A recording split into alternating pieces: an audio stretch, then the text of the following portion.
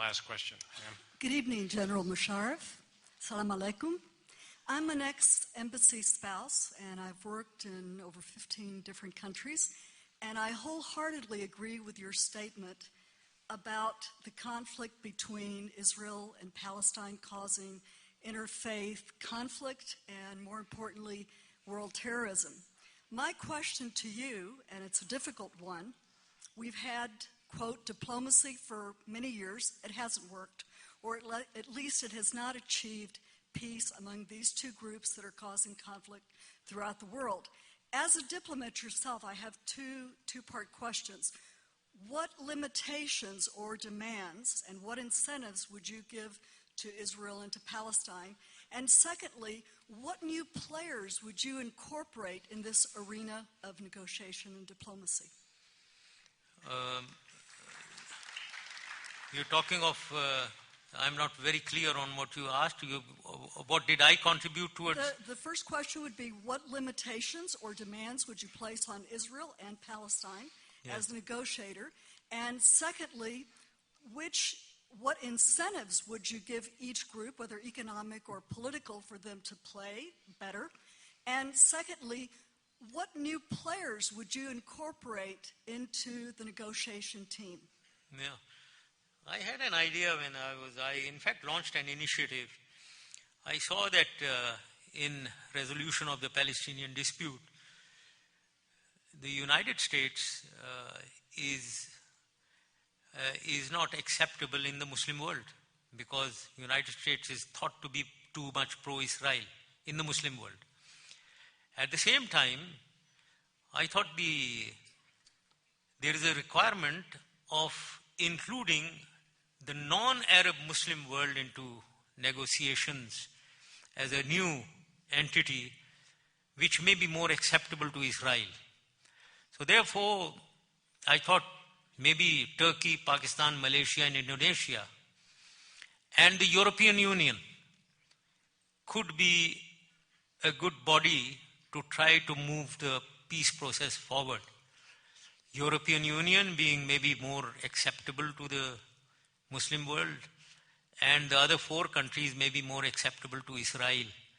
So that was an initiative, maybe, but I couldn't pursue it to any solid contribution in that field. But quite clearly, in resolution of this dispute, there are 3 issues involved. One is the issue of Jerusalem, the other is the issue of settlements, and the third issue is the issue of refugees, the Palestinian refugees. These are the 3 areas which need resolution. I can't say anything more than that, but I will add to this my experience with diplomacy, that when you are moving forward towards resolution of disputes, like I was moving forward on the Kashmir dispute with Prime Minister Manmohan Singh, I always used to say that there are 3 qualities required to resolve a dispute in the leaders who are negotiating. Firstly, a sincerity is required, sincerity to resolve the dispute. Secondly, flexibility is required, that don't come with preconditions which won't be acceptable to the other party in any case.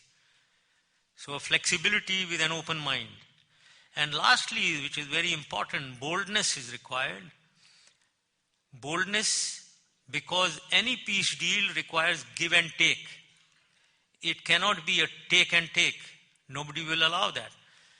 So where negotiations stall is when you have to give something, and without giving you cannot take. So that is where leaders show lack of courage, because when you give something, there will be some people in your own public who are going to be against that deal which you strike. Therefore, we don't move forward.